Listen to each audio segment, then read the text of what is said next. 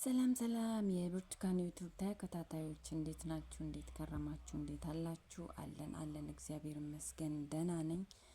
እንዴት ናችሁ? ሰሞኑን ምን ሆነሽ አለች ልጅ ምንድነው ጭንቅላትሽን ያዝሽ አሰርሽ ቆዘምሽ እያላችሁ ነበርና ምን ተፈጠረ ምን ሆነሽ ነው እያላችሁኝም ነበር። እኔም ለብዙዎቻችሁ አልተናገርኩም ይቅርታ።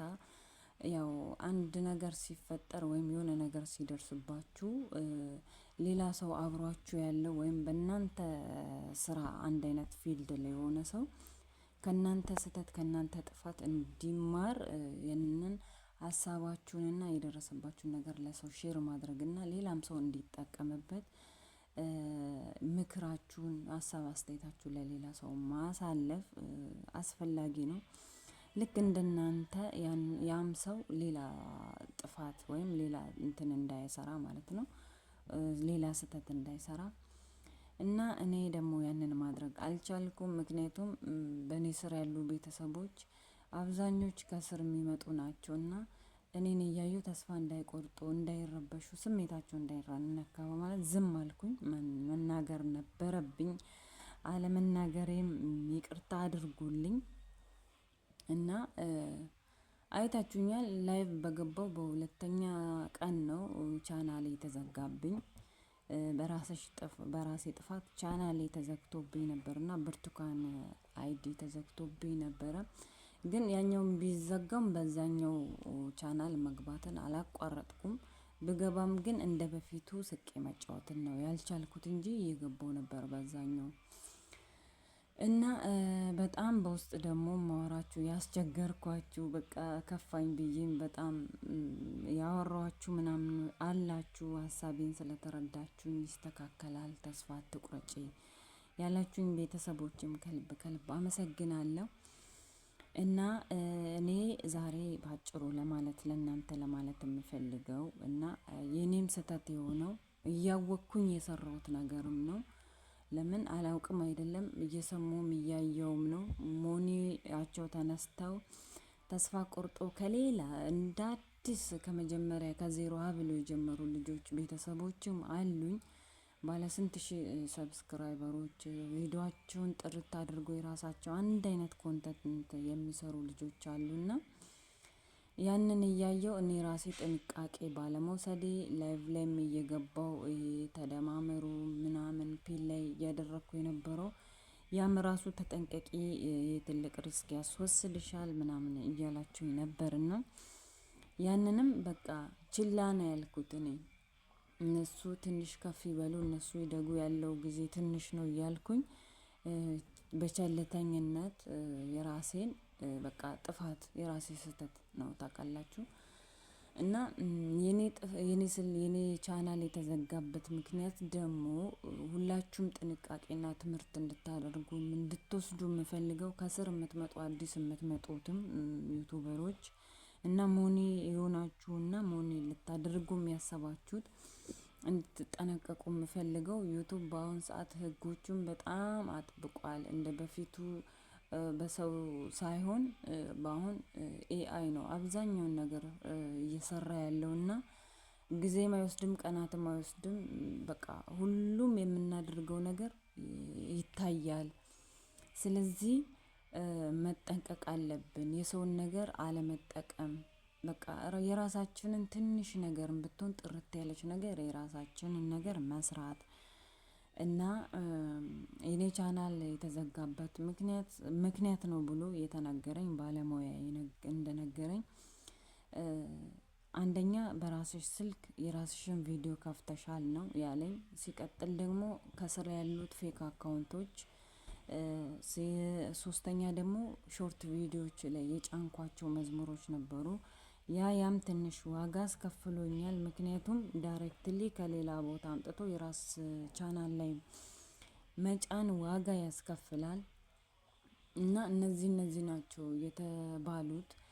እና ሆኖም ሳለ አሁን እኔ የራሴን ቪዲዮ በራሴ አላይም። ነገር ግን በሆነ አጋጣሚ የመዳሜ ልጅ ስልኬን ትጠቀማለች እና አንዳንድ ጊዜ እረሳለሁ። አይፓዱን ለሰው ቪዲዮ ከፍትና እረሳለሁ።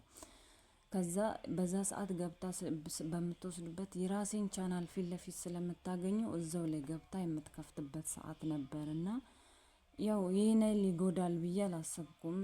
ምክንያቱም በተደጋጋሚ አልነበረም የተወሰነ ቀናት ነው። ከዛ በኋላ ያው ባሰማኝም በሰማኝም እያስጠነቀኳት ነበር። ዩቲዩብ መግባት ብትፈልጊም ሌላ አካውንት ከስር ስላለ እነዛን ቀይረሽ ብዬ በደንብ አሳይቻት ነበረ።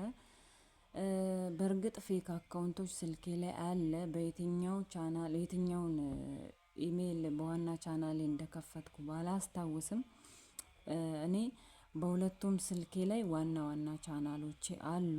ሁለቱም ላይ አሉ እና ያም ይመስለኛል እና ሾርት ቪዲዮዎችም አሉ። አላጠፋውም አልልም፣ አጥፍቻለሁ። የራሴ ጥፋት ነው። በራሴ ጥፋት ተቀጥቻለሁ እና ከራሴ ጥፋት ደግሞ ተምሬበት ወደፊት የተስተካከለ ነገር እንደምሰራና እንደማቀርብ ተስፋ አደርጋለሁ። እና እናንተም ብትሆኑ ከስር የምትመጡት አዳዲስ ዩቱበሮችም ሆነ ሞኒ ለማድረግ ያሰባችሁትም ሞኒ ሆናችሁም በቃ ዩቱብ በአሁን ሰዓት ህጎቹ በጣም ጠብቋል። ከምንም በላይ በጣም ነው የጠበቀው እና የራሳችሁን ነገር ጥርት አድርጋችሁ እንድትሰሩ እና የሰውን ነገር አትጠቀሙ። ሰዓት ይሞላልናል፣ ሰዓትን ይሙላልን እያላችሁ ሞኒ ያልሆናችሁ ደግሞ ሰዓት እንዲሞላላችሁ ብላችሁ በራሳችሁ ስልክ አታጫውቱ። በራሳችሁ ስልክ የራሳችሁን ቪዲዮ አታጫውቱ። ሞኒ የሆናችሁ ደግሞ ምናልባት ቶሎ አንዳንድ ጊዜ ቶሎ ጊፍትም አለማግኘት ይሆናል። የራሳችሁን ቪዲዮ በራሳችሁ ስልክ በር እንዲመጣላችሁ ከፍታችሁ የራሳችሁን ቪዲዮ የምታስቀምጡ፣ ይህም ትልቅ ጥንቃቄ ያስፈልጋል። ተጠንቀቁ። ምክንያቱም አንዴ ተበላሽቶ የማይሆን ነገር ሆኖባችሁ ከመናደድ ከማልቀስ በቃ ከነዚህ ነገሮች ተቆጠቡ ነው የምለው። እኔ ባጭሩ ተቆጠቡ። እኔ እንደ እድል ሆኖ እግዚአብሔር ይስጠው ሞኔታይዝ ያደረገልኝም ልጅም በዚህ ዙሪያ ለሁለተኛ ጊዜ ነው የኔ ቻናል ሞኒው ሲነሳብኝ። እግዚአብሔር ይመስገን። እውነት ፈጣሪ ባለበት የጠብቀው። ከኔ ጋር ብርቱካን አይዲን ለማስተካከል በጣም ታግሏል፣ ለፍቷል። ከምንም በላይ በጣም አስቸግሮኝ ነበረ። ልክ ሞኒ በሆንኩኝ በሳምንቱ ፒን ለማምጣት ፒን እንዲመጣልኝ ብዬ ችግር አጋጥሞኝ በዛም በጣም ለፍቶ ነበረ። ሞኒውን እንደገና ዲስኮኔክተር ተደርጎ ማለት ነው። ሲቀጥል ደግሞ አሁን ክፍያዎችን ተቀብያለሁ። ያው ዩቲዩብ ከፍሎኛል። በእርግጥም እንዴት አንቺ ተከፋይ ሆነሽ እንደዚህ አይነት ስህተት ትሰሪያለሽ ብሎ አዝኖብኝ ነበረ። ሆኖም ሳለ እግዚአብሔር ይመስገን ሞኔ በተነሳ በሶስተኛው ቀን ተመልሶልኛል። እንደ እድል ሆኖ ምክንያቱም በጣም እድለኛ ነኝ ብዬ ነው የማስበው። ከኔ ጋር ሞኒ የሆኑ ልጆች ተነስቶባቸው እንግዲህ እስካሁን 2 ወር 3 ወር ምንም አይነት ፍንጭ ያላገኙ ያልተመለሳላቸው አሉና በቃ ከእንደዚህ አይነት ነገር ተቆጠቡ ነው። በቃ ከእንደዚህ አይነት እንትን ተቆጠቡ ነው። ምክንያቱም አንድ ትንሽ ነገር ነው፣ ትንሽ ስህተት ነው ብላችሁ የሰራችሁት ስህተት ትልቅ ዋጋ ያስከፍላችኋል እና ተጠንቀቁ ነው ባጭሩ የምለው። እኔ ደስ ብሎኛል፣ እግዚአብሔር ይመስገን። ተስፋ ቆርጬ ነበር ትላልቅ ሰብስክራይቦቹን እያየው የኔም ቻናል ተዘጋ ብዬ ተስፋ ቆርጬ ነበረ።